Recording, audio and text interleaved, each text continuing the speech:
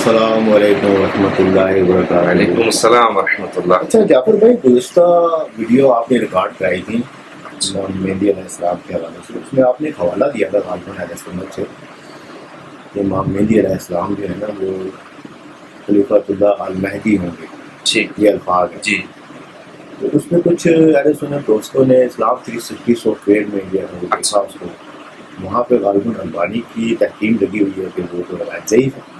اچھا، تو انہوں نے کہا کہ یہ تو حوالہ ضعیف ہے جس کا آپ نے حوالہ دیا ہے، تو اس حوالے سے اگر آپ بتائیں کہ اس کی کیا حقیقت ہے، کہ واقعی ضعیف ہے یا محض البانی نے اس پر ضعیف حکم لگایا یا کوئی محدثین کی توثیق بھی اس کے اوپر ہے، اس جی۔ حوالے سے بتائیں۔ بسم اللہ الرحمن الرحیم۔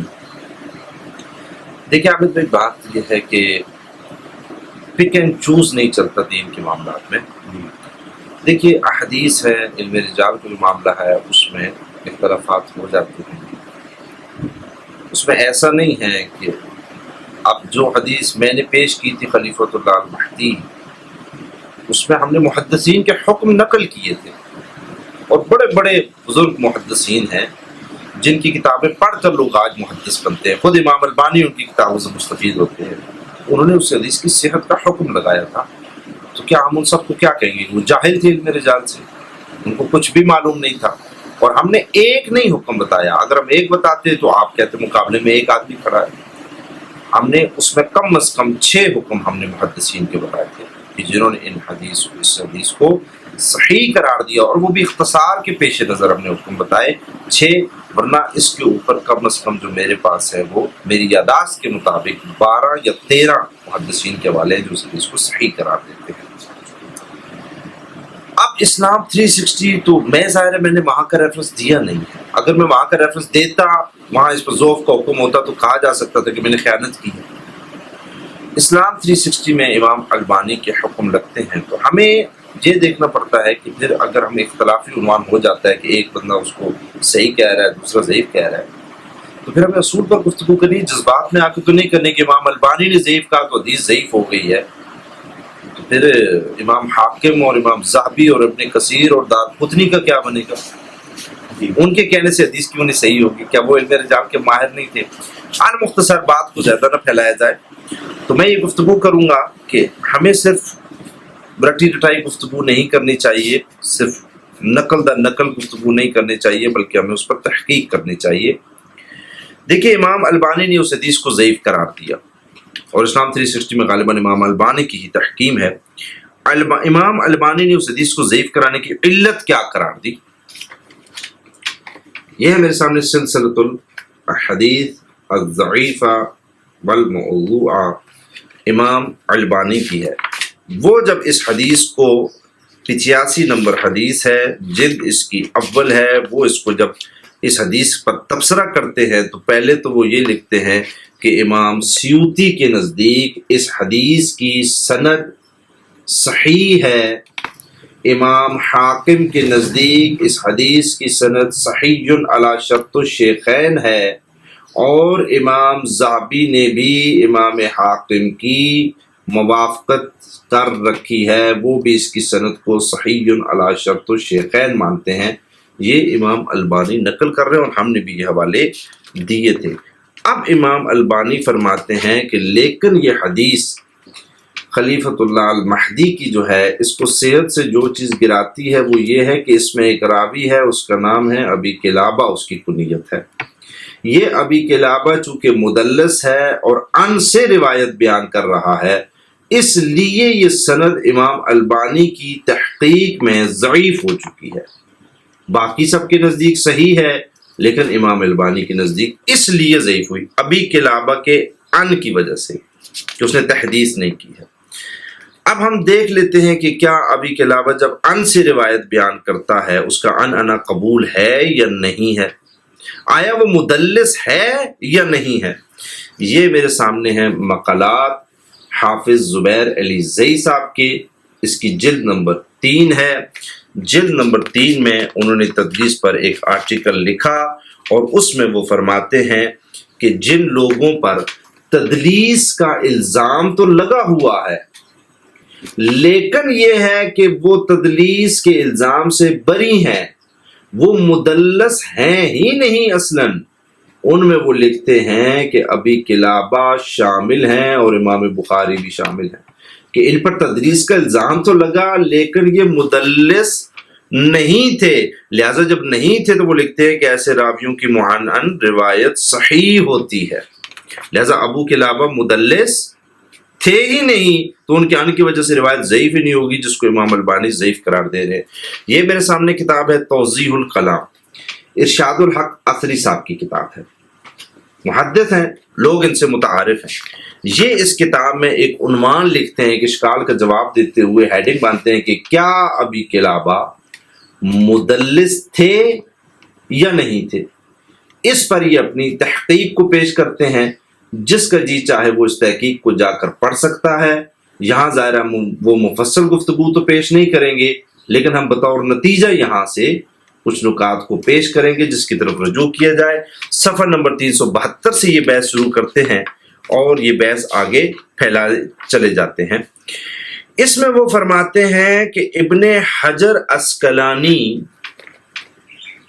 جنہوں نے خود طبقات المدلسین میں پہلے طبقے میں لکھا ہے ابو قلابہ کو، اچھا پہلے طبقے کا جو مدلس ہوتا ہے اس کی ویسے ہی عنعنہ قبول ہوتی ہے، لیکن ابن حجر عسقلانی یہ لکھتے ہیں کہ کچھ لوگ ایسے ہوتے ہیں جن پر تدریس کا الزام لگتا ہے، لیکن یہ ہے کہ تدریس کا الزام ان پر ثابت نہیں ہو سکتا۔ پھر ابن حجر عسقلانی خود ان کے نام لکھتے ہیں اور نام لکھتے ہوئے فرماتے ہیں کہ ان میں ابی قلابہ شامل ہے، کہ ابی قلابہ پر تدلیس کا الزام تو ہے لیکن حقیقتاً وہ مدلس نہیں تھے، یہ ابن حجر عسقلانی لکھ رہے ہیں۔ اور نیچے یہاں پر وہ حاشیے میں لکھتے ہیں، دیکھیے کہ اسی لیے امام ذہبی وہ بھی مدلس اس معنی میں نہیں مانتے تھے ابی قلابہ کو کہ ان کا عنعنہ ضعیف ہو جائے، بلکہ وہ فرماتے ہیں کہ امام ذہبی تو خود ابی قلابہ کی عن کی روایت کو، معنن روایت کو صحیح قرار دیتے ہیں۔ امام ذہبی تو ان کی عنعنہ کو ضعیف قرار دیتے ہی نہیں ہیں، امام ذہبی کے نزدیک بھی ابی قلابہ کی تدلیس ثابت نہیں ہے۔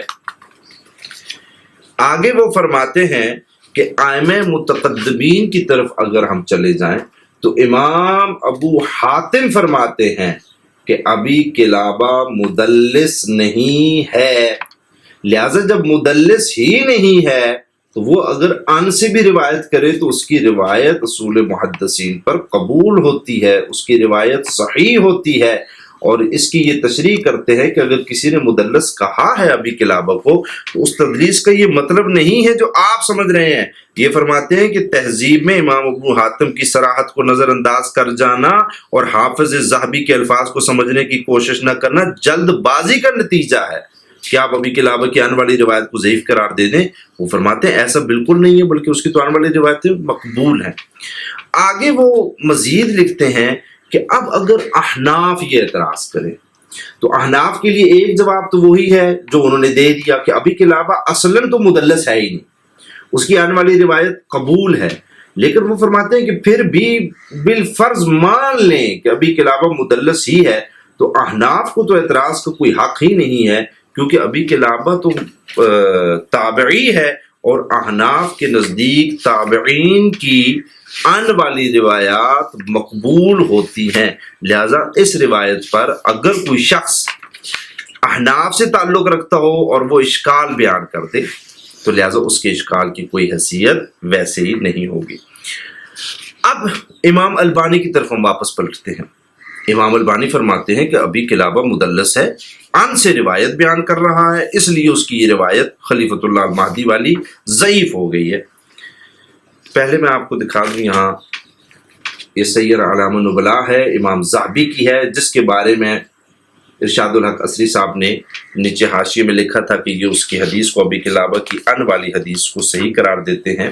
یہ دیکھیے ابی قلابہ ہے، ان سے روایت بیان کر رہا ہے اور حافظ ذہبی اس پر حکم لگاتا ہے کہ یہ حدیث حسن صحیح ہے، اور شعیب الارناؤوط اس کے حاشیے پر لکھتے ہیں کہ اس کی سند قوی ہے، ابی قلابہ کی ان سے روایت بیان ہو رہی ہے اور اس کی سند قوی ہے، امام ذہبی کے نزدیک بھی صحیح ہے، شعیب الارناؤط کے نزدیک بھی صحیح ہے۔ امام البانی کی طرف ہم چلتے ہیں، یہ امام البانی کی ہی اپنی تالیف ہے ارواء الغلیل۔ ٹھیک، یہ امام البانی اس کے اندر صفحہ نمبر 75 پر ایک روایت بیان کرتے ہیں، ابی قلابہ کی ہی روایت بیان کرتے ہیں، ابی قلابہ ان اسماء، ان کے ساتھ روایت بیان کرتے ہیں، اور ساتھ حدیث پر حکم کیا لگاتے ہیں؟ صحیح علی شرط مسلم، کہ اس حدیث کی سند مسلم کی شرط پر صحیح ہے، اس کا راوی ابی قلابہ ہے، ان سے بیان کر رہا ہے، اور امام البانی فرماتے ہیں کہ اس کی سند مسلم کی شرط پر صحیح ہے۔ لیکن جب امام مہدی علیہ السلام کو خلیفۃ اللہ کہہ دیا تو انہوں نے کہا چونکہ ابی قلابہ ان سے بیان کر رہا ہے اس لیے سند ضعیف ہو گئی ہے۔ یہ دوسری کتاب امام البانی کی ہی ہے، الاحادیث الصحیحہ، معروف کتاب ہے، جلد نمبر اس کی 4 ہے۔ امام البانی حدیث نمبر 1683 کے تحت صفحہ نمبر 252 پر ایک حدیث لکھتے ہیں، ثوبان سے جو صحابی ہیں، فرماتے ہیں یہ حدیث ابو داؤد نے نقل کی ہے، یہ حدیث ابن ماجہ نے نقل کی ہے، یہ حدیث مسند امام احمد ابن حنبل میں ہے، یہ حدیث ترمذی میں موجود ہے، اور ترمذی نے اس پہ حکم بھی لگایا ہوا ہے کہ یہ حدیث حسن صحیح ہے، اور خود امام البانی نے حکم لگایا ہے کہ اس کی سند صحیح علی شرط مسلم ہے۔ اس روایت کی سند صحیح، اور وہ فرماتے ہیں بسند صحیح علی شرط مسلم، ابو داؤد، ابن ماجہ، احمد اور ترمذی میں، اور ترمذی بھی اس کو صحیح کہہ رہے ہیں۔ تو آپ جا کر دیکھ لیجئے، یہ میں ابھی وقت کی قلت ہے ورنہ میں آپ کو دکھاتا جامع ترمذی میں، آپ جا کر اس کی سند کو ڈھونڈ لیجئے جس کا امام البانی حکم دے رہے ہیں۔ ابن ماجہ میں جا کر اس کی سند کو دیکھ لیجئے جس کا امام البانی حکم یہاں نقل کر رہے ہیں، جس کا حوالہ دے رہے ہیں۔ ابی داؤد میں جا کر اس کی سند کو دیکھ لیجئے جس کا امام البانی یہاں پر حوالہ دیکھ رہے ہیں، امام البانی نے وہاں حدیث کا نمبر دیا ہے۔ اس کے بعد مسند امام احمد کا حوالہ میں آپ کو دے دیتا ہوں، یہ وہ طرق ہے جس کو بسند صحیح علی شرط مسلم قرار دے رہے ہیں امام البانی۔ یہ 4 کتابوں میں جو روایت آئی ہے، یہ ہے میرے سامنے مسند امام احمد ابن حنبل، اس کی تحقیق حمزہ احمد الزین نے کی ہے، جلد نمبر 16 ہے، حدیث نمبر 22293 ہے۔ یہ وہ روایت ہے جس کو امام البانی نے صحیح علی شرط مسلم قرار دیا ہے۔ اس کی سند آپ دیکھ لیجئے، ابی قلابہ ہے راوی، ان اسماء ہے، ان ثوبان ہے، اور اس کے محقق جو ہیں حمزہ احمد الزین وہ بھی لکھتے ہیں اسنادہ صحیح، اس حدیث کی سند صحیح ہے، اور امام البانی سند پر حکم لگا رہے ہیں صحیح علی شرط مسلم۔ تو جب ابی قلابہ ان سے روایت بیان کر کے خلیفۃ اللہ المہدی کہے، امام البانی فرماتے ہیں یہ سند تو اس کی تدلیس اور معنن کی وجہ سے ضعیف ہو گئی ہے، لیکن وہ دوسری کتابوں میں اسی ابی قلابہ کی ان والی روایت کی سند کو صحیح بھی نہیں قرار دیتے، صرف وہ کہتے ہیں صحیح علی شرط مسلم، ایک بلند درجہ دیتے ہیں اس کی سند کو۔ تو لہٰذا امام البانی نے ایسا کیوں کیا، یہ امام البانی سے ہی پوچھ لیا جائے۔ ہم صرف ایک حوالہ دے دیتے ہیں ادب کے ساتھ، یہ ہے مقالات حافظ زبیر علی زئی۔ آئیے ہم ان سے پوچھ لیتے ہیں کہ یہ امام البانی نے کیا کیا، یہ ایسا کیوں کرتے تھے۔ وہ فرماتے ہیں صفحہ نمبر 317 پر، جلد نمبر 3 ہے، حافظ زبیر فرماتے ہیں معلوم ہوا البانی صاحب کسی طبقاتی تقسیم مدلسین کے قائل نہیں تھے، بلکہ وہ اپنی مرضی کے بعض مدلسین کی معنن روایات کو صحیح اور مرضی کے خلاف بعض مدلسین کی معنن روایات کو ضعیف قرار دیتے تھے۔ اس سلسلے میں ان کا کوئی اصول یا قاعدہ نہیں تھا، لہذا تدریس کے مسئلے میں ان کی تحقیقات سے استدلال غلط اور مردود ہے۔ یہ حافظ زبیر علی زئی صاحب کے کمنٹس ہیں امام البانی پر، کہ ان کا جب جی چاہتا تھا کسی روایت کو وہ ضعیف کر دیتے تھے، یہ دلیل دے کر کے نہیں اس میں ایک راوی مدلس ہے اور وہ ان سے روایت بیان کر رہا ہے، اور جب جی چاہتا تھا کسی مدلس کی मुअन्नन रिवायत को सही करार दे देते थे, और हमने अमली तौर पर आपको इसकी मिसालें दिखाई। इरवाउल गलील में अबी किलाबा की आने वाली रिवायत सहीह अला शर्त मुस्लिम, सिलसिलतुल हदीस सहीह में आने वाली रिवायत सहीह अला शर्त मुस्लिम जी। लेकिन जब खलीफतुल्लाह अल महदी का लफ्ज आया, उन्होंने कहा नहीं, अब ये अन से रिवायत अल अज़ज़ की सनद ज़ईफ है। अब कोई शख्स आबिद भाई यहाँ ये सवाल कर सकता है कि ठीक है, इस पर आपने हुक्म बयान किए थे, ये बिल्कुल हदीस सही बन जाती है, अभी किलाबत मुदल्लिस है ही नहीं, अलबानी से यहाँ पर गलती हुई है। लेकिन ये एक उसमें तो सुफियान सौरी भी मौजूद है, इब्न माजा वाली रिवायत में, वो भी तो मुदल्लिस है, अन से रिवायत कर रहा है। तो पहली बात तो ये कि सुफियान अस्सौरी जो मुदल्लिसीन में शुमार होता है, तबके सानिया में शुमार होता है, उसकी अन वाली रिवायत सही होती है। ये मैं नहीं कह रहा, बल्कि जिन मुहद्दिसीन के हुक्म मैंने बयान किए ये वो बता रहे हैं। उनको पता है सुफियान अस्सौरी है, उनको पता है मुदल्लिस है, उनको पता है अन से रिवायत कर रहा है, लेकिन उन्होंने हुक्म सही का लगाया है। इमाम ज़ाबी तक ने सही अला शर्त शेखैन का हुक्म लगाया। इमाम हाकिम, इब्न कसीर, दारकुतनी और दीगर जितने भी हवाला जात हम दे चुके हैं, आप उसमें देख लीजिए। लिहाजा उसकी मुअन्नन रिवायत कबूल होती है। ये मेरे सामने है मुस्तदरक अल हाकिम, इसमें वही रिवायत मौजूद है, इसी सहाबी से मौजूद है, सोबान से, लेकिन इसमें सुफियान अस्सौरी रावी नहीं है। लिहाजा अगर कोई कहे कि इब्न माजा की इसलिए ज़ईफ है कि अभी किलाबा की वजह से तो नहीं, लेकिन सुफियान अस्सौरी की वजह से, तो इस रिवायत में सुफियान अस्सौरी मौजूद नहीं है। हदीस नंबर है इसका 8531, खलीफतुल्लाह अल महदी की रिवायत है। वही सहाबी सोबान बयान कर रहे हैं, और इसमें सुफियान अस्सौरी रावी मौजूद नहीं है। लिहाजा इस रिवायत की सनद हाकिम ने जैसे फरमाया सहीयुन अला शर्त शेखैन है, और इसकी सनद के बारे में खुद हाफिज ज़ुबैर अली ज़ई साहब के शागिर्द हैं। वो अपनी किताब मक़ालात के अंदर गुलाम मुस्तफ़ा ज़हीर लिखते हैं इसकी सनद के बारे में कि जनाब सोबान ने फरमाया, जब आप खुरासान की जानब से स्याह रंग के झंडे निकलते देखें इन फ्यूचर, तो उनमें शामिल हो जाएं, अगरचा घुटनों के बल ही आना पड़े, क्योंकि उसमें तो अल्लाह के खलीफा महदी होंगे। मुस्तदरक अल हाकिम और गुलाम मुस्तफ़ा ज़हीर जो कि शागिर्द हैं हाफिज ज़ुबैर अली ज़ई साहब के, वो फरमाते हैं कि इसकी सनद हसन है, जिसको सही अला शर्त शेखैन इमाम हाकिम ने करार दिया। इसमें सुफियान अस्सौरी नहीं है, और यहाँ से पता चला गुलाम मुस्तफ़ा ज़हीर साहब के भी नज़दीक अभी के अलावा मुदल्लस रावी नहीं है। अब रहा कि ये रिवायत तो मौकूफ़ है, एक सहाबी बयान कर रहा है, तो आप असूल मुहद्दिसीन समझ लीजिए। ये फ़ज़ाइलुस सहाबा किताब है, शेर मोहम्मद साहब ने लिखी है, इसकी तहकीम हाफिज ज़ुबैर अली ज़ई साहब ने की है। वो फरमाते हैं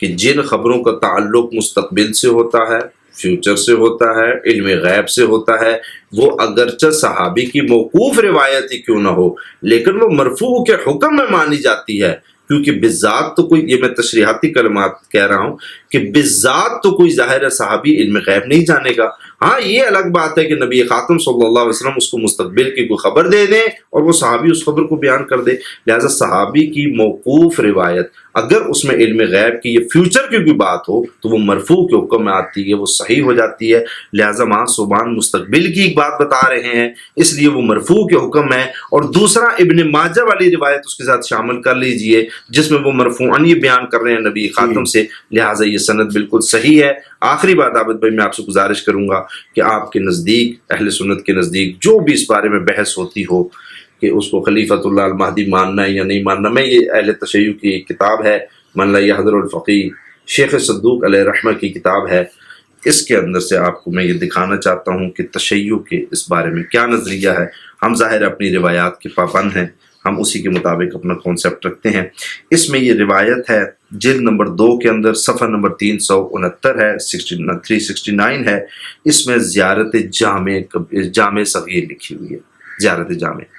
इसकी सनद बिल्कुल सही है, ये मुख्तलिफ किताबों में लिखी हुई है, मुख्तलिफ असनाद से लिखी हुई है, और इसकी सनद बिल्कुल हमारे मुहद्दिसीन के यहाँ सही है। इसके अंदर ये जुमले मौजूद हैं, अस्सलामु अला अंसारिल्लाह व खुलफाइही, यानी हमारे जो आइम्मा हैं وہ اللہ کے خلیفہ ہیں، وہ خلیفۃ اللہ ہے۔ یہ صرف میں ایک روایت دکھا رہا ہوں، ورنہ ہمارے ہاں یہ قاعدہ کلیہ بالکل مسلم ہے، ہمارے ہاں اس کے لیے روایات بھی ہیں، قرآن مجید کی آیات بھی ہیں، ہمارے ہاں اس پر اتفاق بھی ہے، کوئی اختلاف نہیں ہے کہ یہ خلیفۃ اللہ ہے۔ لہٰذا مکتب اہل بیت میں جو ہم اپنے ائمہ کو کہتے ہیں وہ خلیفۃ اللہ ہیں، ہمارے پاس بالکل صحیح تواتر کے ساتھ روایات موجود ہیں۔ اور وہ جو اشکال آپ نے عابد بھائی اٹھایا تھا وہ اصلاً ابو قلابہ کی وجہ سے تھا۔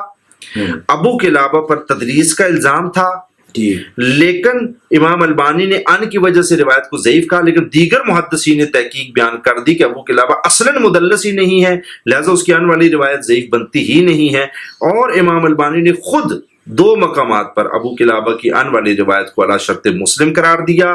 پھر ہم نے ایک الگ روایت بیان کر دی جس میں سفیان ثوری نہیں تھا تاکہ اس کی تدریس کو کوئی شخص نہ کہہ دے، تو اس میں وہ ایک موقوف روایت ہے جو مستقبل کی خبر دے رہے، مرفوع کے حکم ہے، اس میں سفیان ثوری نہیں ہے، ابو قلابہ کا آنا قبول ہے، وہ مدلس نہیں ہے، لہٰذا وہ سند بالکل صحیح ہے۔ اس لیے خلیفۃ اللہ المہدی کی روایت اہل سنت میں بالکل صحیح ہے، اور اہل سنت علماء نے اپنی کتابوں میں یہ ٹرم یوز کی ہے، خلیفۃ اللہ المہدی کا لفظ لکھا ہے۔